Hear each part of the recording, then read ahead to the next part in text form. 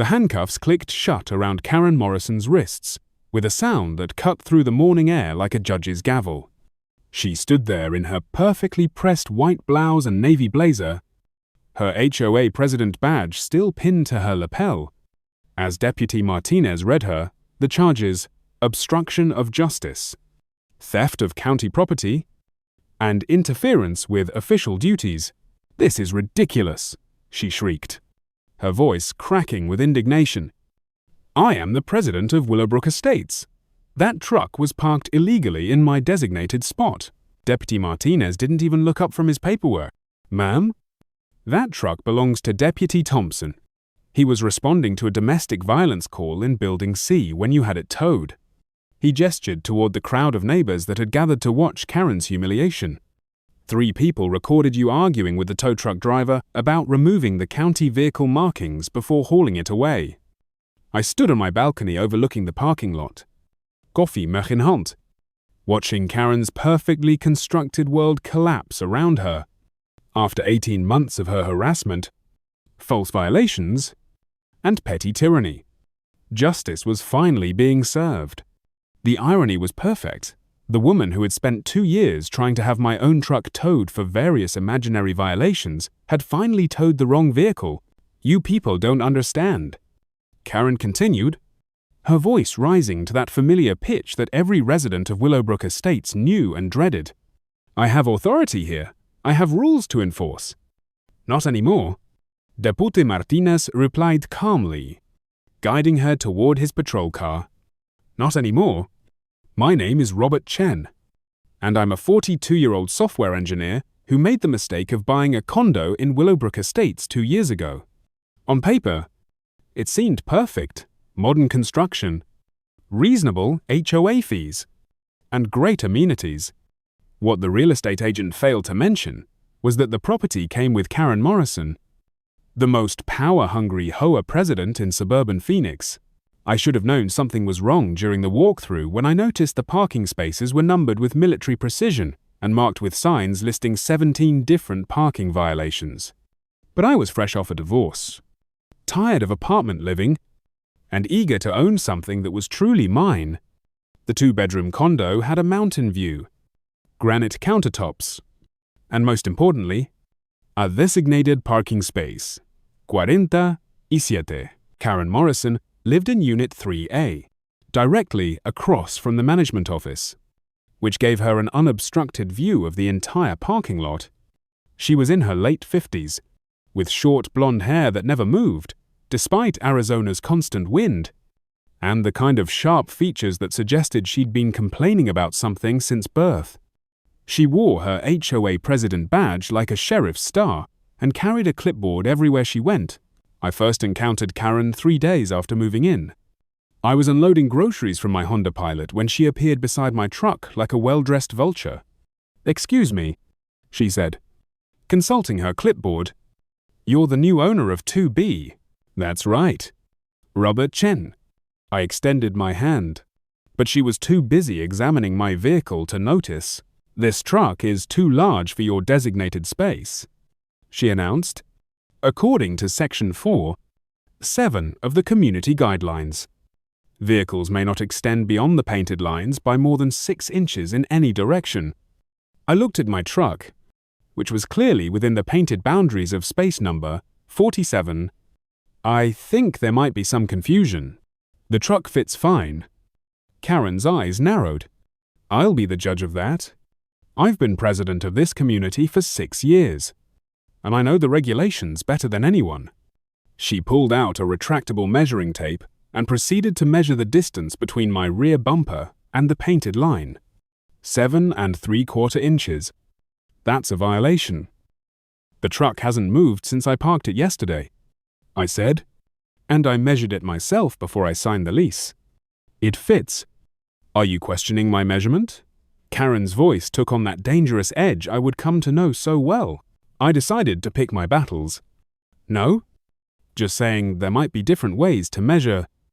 "There's only one way to measure, the correct way." She scribbled something on her clipboard. "You'll receive a formal notice within 48 hours. First violation is a warning. Second violation is a $50 fine. Third violation. We have your vehicle towed.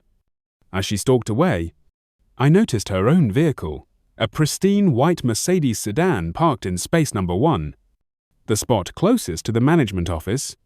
It was also the spot clearly marked, "Visitor parking only," in bright yellow letters. The formal notice arrived exactly 47 hours later, delivered not to my mailbox but taped to my front door where every neighbor could see it. The violation read, "Vehicle extends beyond designated parking space boundaries. Resident must remedy within 72 hours or face escalating penalties." I took photos of my truck from every angle, clearly showing it was within the painted lines. Then I did something Karen probably didn't expect. I researched her. The Willowbrook Estates HOA documents were public record, and what I found was fascinating. Karen had been elected president by a margin of 3 votes in an election where only 23 of the 156 unit owners bothered to vote.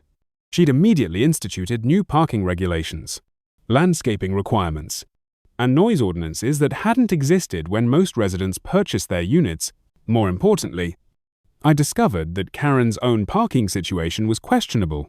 According to the original deed restrictions, space number 1 was designated for visitor parking, but Karen had somehow convinced the previous board to reassign it as administrative parking for HOA officials. The change had been made without proper notice to homeowners and violated the community's governing documents. I also learned that Karen had a history. 3 previous residents had moved out, specifically citing harassment from her, including an elderly veteran who'd been cited for unauthorized patriotic displays after hanging an American flag from his balcony. But the most interesting discovery was that Karen's authority might not be as absolute as she claimed. The community's CC, Rs, covenants, conditions, and restrictions required board decisions to be made by majority vote in an open meeting. I requested copies of all board meeting minutes from the past year and found something suspicious. Most of the parking violations and new regulations had been implemented by emergency executive order without board approval. When the 72-hour deadline passed, I received another notice, this one announcing a $50 fine for failure to remedy parking violation. The notice also included a new charge, failure to respond to official HOA correspondence, which carried an additional $25 penalty. I decided it was time to fight back, but I needed help. I contacted David Rodriguez, a real estate attorney who specialized in HOA disputes. His office was in a strip mall 20 minutes away, sandwiched between a tax preparation service and a CrossFit gym. "Whole parking disputes," David said, leaning back in his chair after reviewing my photos and documentation. "They're more common than you'd think, especially with power-hungry board presidents. The good news is that you have a strong case. The bad news is that Karen Morrison has a reputation. You know her. I've dealt with Willowbrook Estates before. Karen's been named in 3 lawsuits in the past 4 years. She usually backs down when faced with legal action, but she makes life miserable for residents. In the meantime," he pointed to the violation notices, "these fines aren't legally enforceable.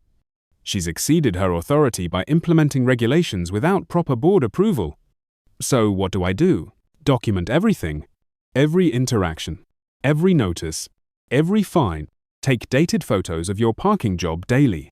And whatever you do, don't let her provoke you into doing something stupid. Karen's hoping you'll either pay the fines or move out. Don't give her the satisfaction." Karen escalated quickly.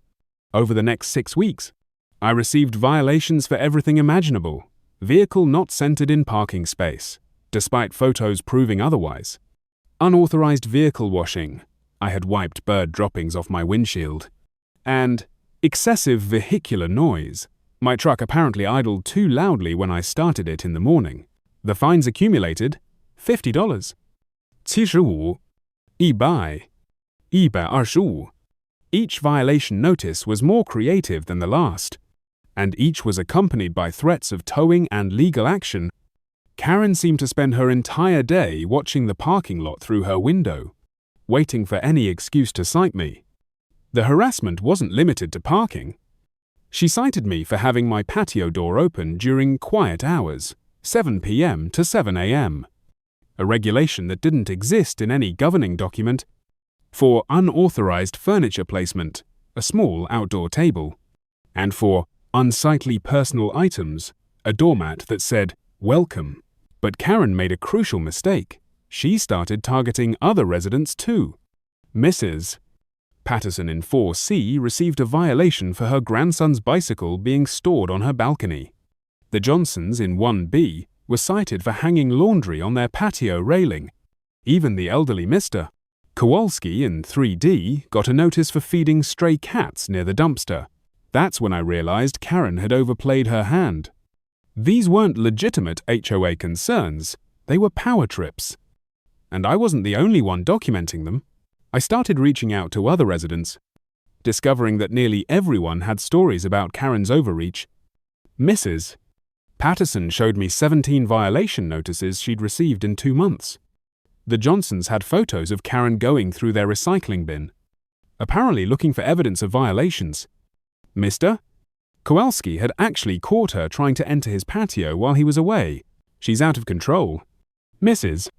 Patterson told me during an impromptu meeting in the community room, but no one wants to stand up to her because she threatens to foreclose on properties for unpaid fines. Can she do that? Asked Mr. Johnson. Not legally, I said, sharing what David had taught me. She can place a lien on the property, but only after following specific procedures, and most of these fines aren't even valid because they weren't properly authorized by the board. That's when Mrs. Patterson dropped the bombshell. I used to be on the board before Karen was elected. There are supposed to be 5 board members, but 3 of them resigned last year because of her behavior. Technically, the board doesn't have a quorum, which means none of her decisions are valid. This changed everything. I called David immediately. If the board lacks a quorum, then every fine, every regulation, every emergency order Karen has issued is legally meaningless, he explained. More importantly, if she's been acting without proper authority, she could be personally liable for harassment. What do you mean? I mean, she's been operating under the color of authority she doesn't actually possess. That's fraud. And if she's been taking money from residents for invalid fines, that's theft. I spent the next week building a case that would make any prosecutor proud. I documented every violation notice, every illegal fine, every unauthorized regulation. I interviewed residents and discovered that Karen had collected over $12 in questionable fines over the past 18 months. But I needed something more dramatic to expose her. I needed Karen to overstep so publicly and obviously that even her supporters couldn't defend her. The opportunity came from an unexpected source, Deputy Mike Thompson. Mike lived in Unit 4D and worked the night shift for the Maricopa County Sheriff's Office. He usually got home around 7 a.m. and parked his personal vehicle in his assigned space before heading to bed. But on Tuesday, the 15th of March, Mike got called to an overtime shift and had to take his county-issued patrol truck home. The county vehicle was larger than Mike's personal car, but it still fit within the painted boundaries of his assigned space. However, the truck's rear bumper extended about 8 inches closer to the adjacent space than usual. That adjacent space was number 46. Right next to mine, I was leaving for work when I saw Karen marching across the parking lot with her measuring tape and clipboard, heading straight for Mike's patrol truck. This was going to be interesting. "Excuse me," she called out to Mike, who was just getting out of his truck in his sheriff's uniform. "This vehicle is in violation of community parking regulations." Mike looked confused. "Ma'am, this is my assigned parking space. I live in 4D. The size of the vehicle is inappropriate for residential parking," Karen declared, consulting her clipboard. According to Section 4(t), vehicles may not exceed the dimensional limits of the designated space. "Ma'am, this is a county vehicle. I'm required to take it home for emergency response." I don't care what kind of vehicle it is. Karen snapped. Rules are rules. You have 24 hours to remove this truck, or it will be towed at your expense. I watched this exchange from my balcony. Phone in hand. Recording everything. Mike looked like he couldn't believe what he was hearing. Ma'am, are you saying you're going to tow a sheriff's department vehicle? I'm saying I'm going to tow an illegally parked vehicle. Your job doesn't give you special privileges. Mike shook his head and went inside. I had a feeling this wasn't over. The next morning, Mike's patrol truck was still in space number 46. I was having coffee on my balcony when I saw Karen emerge from her unit with a cordless phone pressed to her ear. Yes, I need a tow truck at Willowbrook Estates. She was saying loudly enough for half the complex to hear. I have an oversized vehicle parked in violation of community regulations. The owner has been notified and refuses to comply. 20 minutes later, a flatbed tow truck arrived. I watched Karen march over to speak with the driver, a heavy-set man in coveralls who looked like he'd rather be anywhere else. That truck? Karen said, pointing at Mike's patrol vehicle. It needs to be removed immediately. The driver looked at the county markings on the truck and hesitated. Ma'am, this is a sheriff's department vehicle. I don't care if it belongs to the president, Karen replied. It's parked illegally on private property and the owner has been properly notified. What happened next was either the stupidest or most audacious thing I'd ever witnessed. Karen actually convinced the tow truck driver to hook up Mike's patrol vehicle, but here's where it gets interesting. She also told him to cover up those county markings because they were distracting. I had my phone out recording everything as the driver attached straps and began lifting the patrol truck onto his flatbed. Several other residents had come out to watch, including Mrs. Patterson and the Johnsons, all recording with their phones. That's when Mike emerged from his building in full uniform, apparently having been awakened by the noise. What the hell is going on? He shouted. Running toward the tow truck, your vehicle is being removed for parking violations. Karen announced triumphantly. You were properly notified and failed to comply. That's a county vehicle, Mike said to the tow truck driver. You can't tow a sheriff's department truck. The driver looked confused and started to lower the truck, but Karen intervened. I'm the HOA president, and I'm telling you to remove that vehicle, she said. You work for me? I'm the one paying you. The driver, apparently more afraid of losing the towing fee than the legal consequences, continued loading the patrol truck. Mike immediately called his supervisor on his radio. Dispatch. This is Deputy Thompson. I need a supervisor at Willowbrook Estates. Someone is towing my county vehicle. Within 10 minutes, 2 patrol cars and a supervisor's SUV pulled into the complex. Sergeant Williams stepped out of his vehicle and surveyed the scene. A county patrol truck strapped to a flatbed, a furious HOA president waving violation notices, and a growing crowd of residents recording everything. Ma'am, Sergeant Williams said to Karen, I understand you ordered this vehicle to be towed. That's correct, Karen replied, puffing out her chest. It was parked in violation of community regulations, and the owner failed to respond to proper notice. Ma'am, this is a Maricopa County Sheriff's Office vehicle. Deputy Thompson is authorized to park county vehicles at his residence for emergency response purposes. I don't care about authorization, Karen shot back. This is a private community with private parking regulations. His job doesn't give him special privileges. Sergeant Williams looked at the tow truck driver. Sir, release that vehicle immediately. I can't, the driver replied nervously. She's the one paying me, and she's telling me to take it. That's when things got really interesting.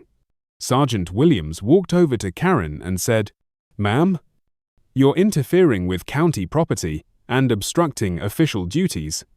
I'm ordering you to release that vehicle. I'm not releasing anything, Karen declared. I have authority here, and I'm exercising it. No, ma'am, you don't have authority over county vehicles. Release the truck, or you'll be placed under arrest. Karen's face turned red. You can't arrest me. I'm the HOA president. I have immunity. Ma'am, turn around, and place your hands behind your back. That's when the handcuffs came out, and Karen Morrison's reign of terror officially ended. The tow truck driver immediately released Mike's patrol vehicle and quietly disappeared before anyone could ask him about the legality of what he'd almost done. But Karen's arrest was just the beginning. The responding officers took statements from residents who had been harassed, collected copies of violation notices and fine demands, and discovered that Karen had been operating without proper board authority for over a year. The real investigation started when the county attorney's office got involved. They discovered that Karen had collected over $12,000 in invalid fines from residents, money that should have been returned or properly authorized by a legitimate board vote. Since she had deposited these funds into the HOA account and used them for personal projects, like new office furniture and a community beautification initiative that mostly involved landscaping around her own unit, the charges escalated. David Rodriguez, my attorney, helped coordinate a class action lawsuit on behalf of all residents who had been illegally fined. We discovered that Karen had violated numerous state laws regarding HOA management, including failure to provide proper notice for board meetings, implementing rules without proper authority, and misappropriating community funds. The criminal charges were even more serious. Karen was indicted on 12 counts, including theft, fraud, obstruction of justice, and abuse of authority.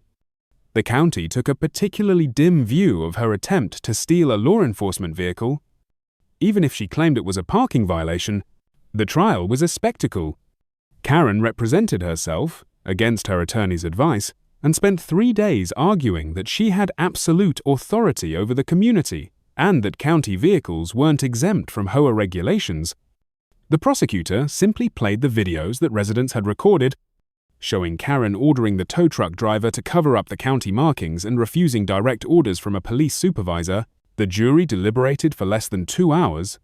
Guilty on all counts. Karen Morrison was sentenced to 18 months in county jail, ordered to pay $47,000 in restitution to residents, and banned from serving on any HOA board in Arizona.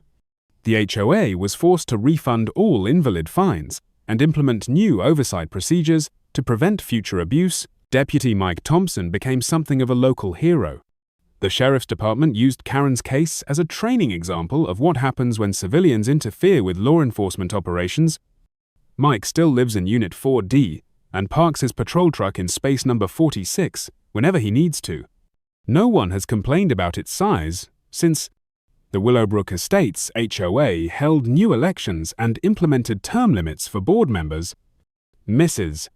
Patterson was elected president and immediately rescinded all of Karen's unauthorized regulations. The community now operates with actual democratic oversight and reasonable rules that apply equally to everyone.